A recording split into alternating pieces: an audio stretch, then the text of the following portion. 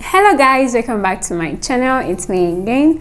So today we'll be talking about what to do if you're a doctor and your country is among the banned countries by the United States of America. A lot of doctors that have done your USMLE step 1 and 2 and their countries are among the banned countries, they are maybe stranded, or they don't know what to do, or they feel depressed. They'll be like, oh my god, my dream is going to be delayed or shattered, or whatever word you want to use. So if I am such a doctor, this is what I will do. Okay, I'll be giving all of you so many options, and you are the one to decide for yourself, the one to choose. The first option is to consider doing residency in your country. You can start residency in your country. Let's say you want surgery, internal medicine, whatever. Just start it in your country while you wait for the ban to be lifted. The truth is, no one knows when this ban will be lifted. It could be for 3 months, it could be for a year, it could be for 2 years, it could be for 5 years. Nobody knows.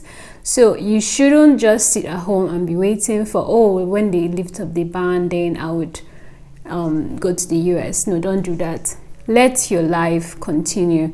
If you want to get married, get married. If you want to start residency, start residency. So you can do that in your home country. It's better to be doing something in your home country or elsewhere than just wait for something that you don't know when it's going to actualize.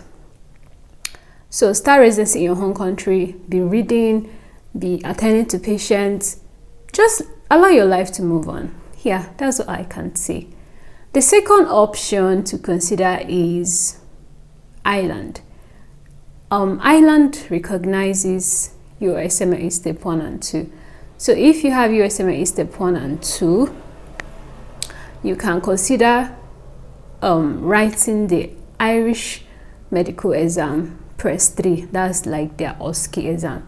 So you can consider writing it, getting licensed in Ireland, and then maybe trying to apply for jobs. The truth is, every pathway has its own ups and downs. There is no guarantee that when you write the Irish medical exam that you get a job instantly.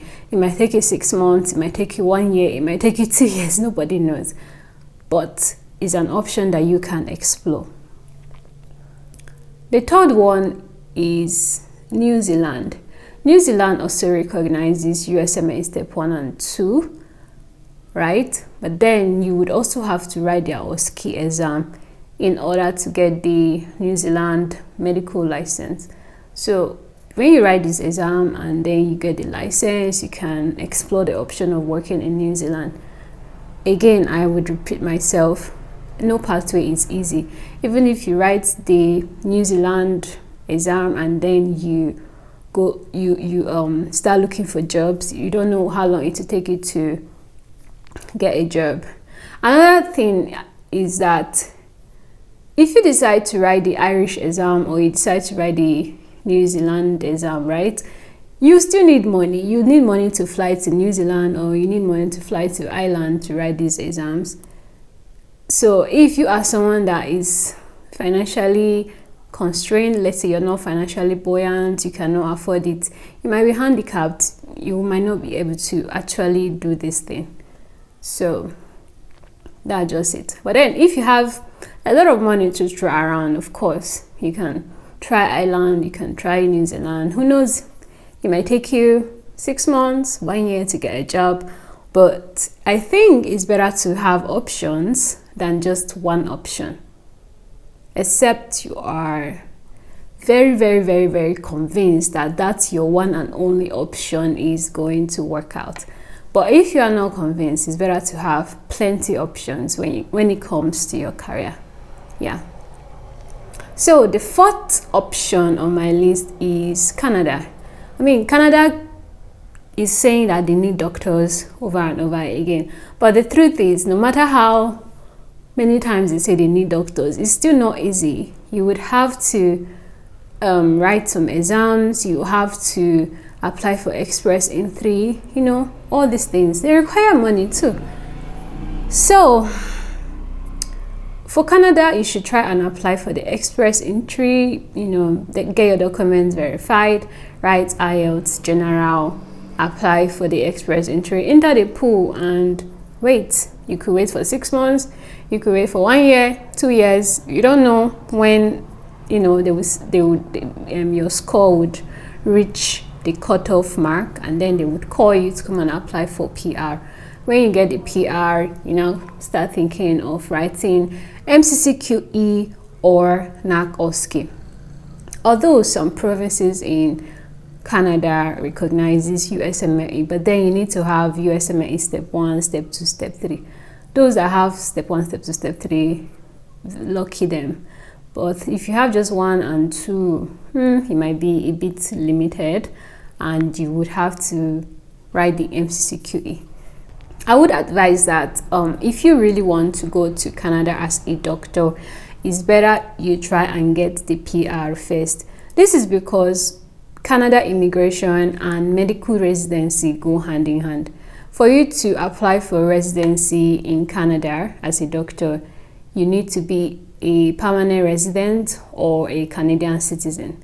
Without being a permanent resident or a Canadian citizen, you cannot apply to match into medical residency in Canada.